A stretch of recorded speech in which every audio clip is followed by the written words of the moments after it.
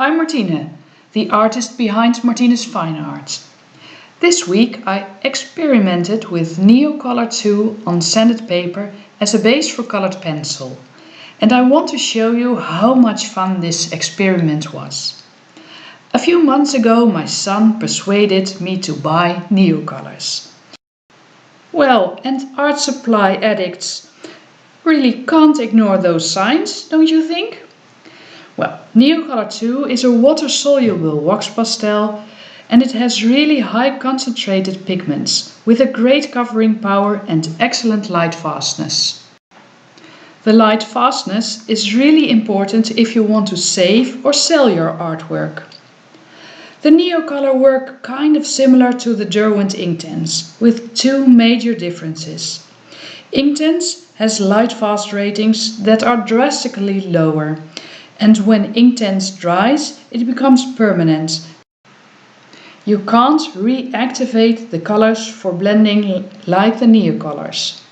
So I thought Neocolors could provide a perfect base for colored pencils on sanded paper. In this case I've used Fisher400. The Fisher400 handles wet media really well. It doesn't buckle, curl or get damaged by the water. Just give it some time to dry before starting with the colored pencils. As you saw in the sky, I could scribble like a child to get the pigments on, and it blended really well when I used the water and the synthetic brush. For the smaller parts I've used a water brush. A brush with a small water container, but you can use any brush you want. All the materials I've used are in the video description. If you don't want the colors to bleed into each other in certain parts of your drawing, let the parts dry and meanwhile switch to a totally different area of your drawing. That's why I constantly switch between Neocolor and the paintbrush and switch between areas. Sometimes I forgot and you can see the bleeding sometimes, but it's not really a problem. I can reactivate the pigments and correct bleedings. When I create this base layer, I roughly look where my lights and darks are and I kind of block in the shapes and some values. The water gives some unpredictable and funny effects that I can use in the final piece, or I can correct them later on with the colored pencils. I really enjoyed this fast way of getting my base layer done. This piece is an A3 size, 40 by 30 centimeters, and the base layer just took me a couple of hours. With colored pencils on hot press watercolor paper, this base layer alone would cost me a week. And it's a nice and comforting thought that it's no problem to lighten areas with the Neocolor or to get lights over the darks with colored pencils. After this first base layer I didn't have to use the textured fixative because the paper took the colored pencils without a problem.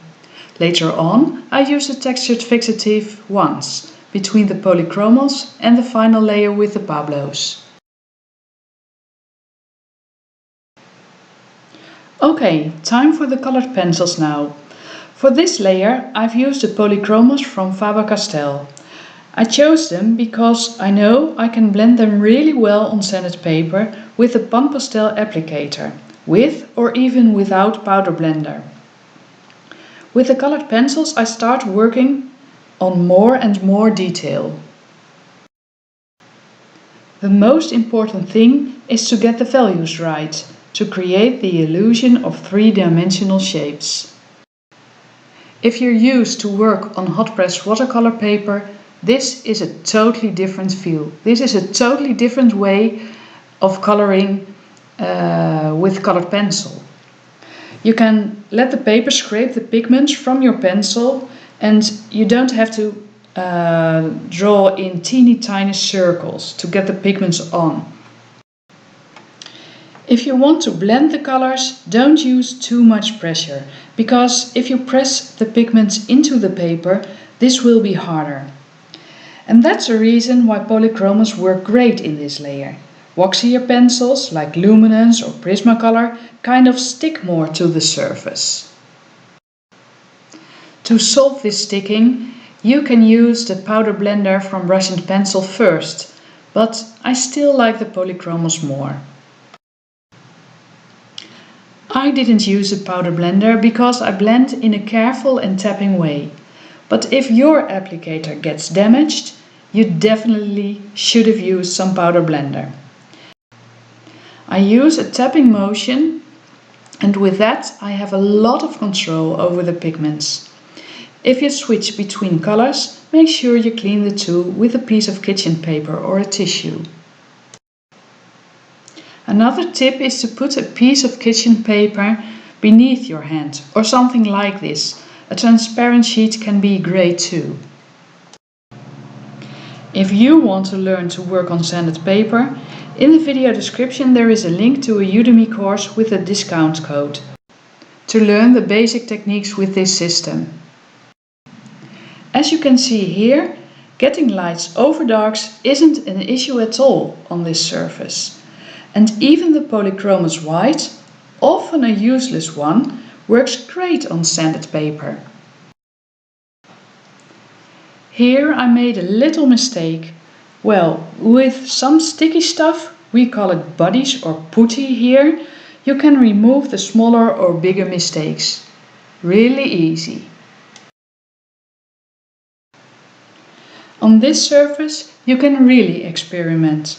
For example, if I didn't like the color, the water droplets or something, I could erase them very easily with the sticky stuff. Okay, people often ask how much time this piece took. Well, I think it took me about 20 hours to complete. And I really enjoyed the Neocolor phase. If you followed me for a while, you know I created tulips before.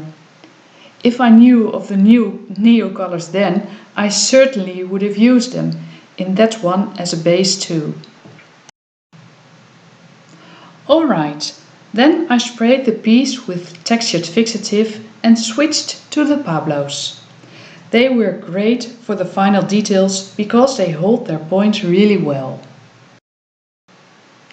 About the fixative first. Make sure you shake the can for a couple of minutes before spraying. The spray always gives a few or more droplets on my work, but I never mind.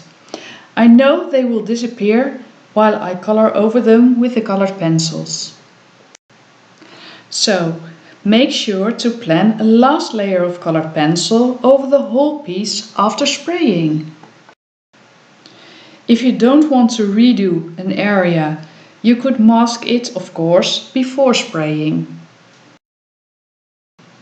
Like I said, I switched to the Pablos in this layer, but of course they don't have the exact same color selection. So when I need a certain color from the polychromos, I take it from that box.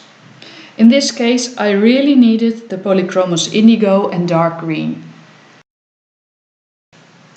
For the highlights I've used several whites. For the most transparent whites I can use a polychromos one. For somewhat more opaque ones I can use a Pablo white. For the even more opaque ones I use the Koh-i-Noor white charcoal pencil. And for the whitest highlights I've used the magical mixture. I will show you that later on. Okay, the magical mixture. I will show this in almost real time because I get so many questions about this. First, I shake the touch-up texture till all the sediment on the bottom of the bottle is dissolved.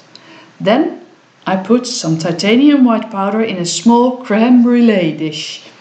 I take a few drops of the touch-up texture out of the bottle and then mix it with a little of the powder.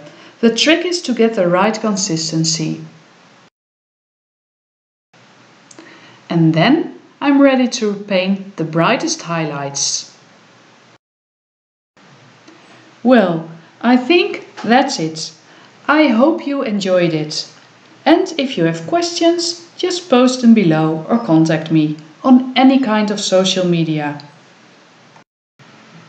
I hope I can encourage you to grab your own supplies and try it yourself. So see you next time. Have a nice day. and color the world.